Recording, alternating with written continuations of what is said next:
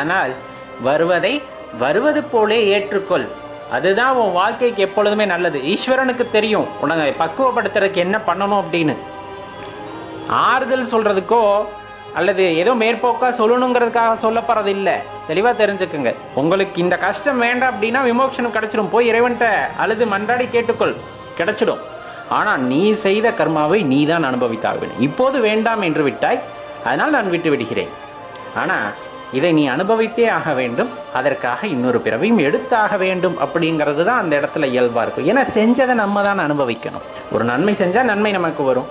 ஒரு தீமை செஞ்சுருக்க அந்த ஜீவன் எவ்வளவு வதைப்பட்டு இருக்கும், எவ்வளவு துன்பப்பட்டு இருக்கும். அப்போ அதோட வலியை நீ எப்போ புரிஞ்சுப்ப? இப்போ வேண்டாம், நான் அழுதுட்டேன், நான் விட்டுட்டேன். ஆனால் நீ திருப்பியும் அதை அனுபவிச்சு ஆகணும் அப்படிங்கிறது அதோட கர்ம பயனாக இருக்கும். இதை புரிஞ்சுக்கிட்டீங்க அப்படின்னா எல்லா உயிர்கள் மீதும் அன்பு காட்ட ஆரம்பிப்போம். இந்த வாழ்க்கையை பற்றின தெளிவானது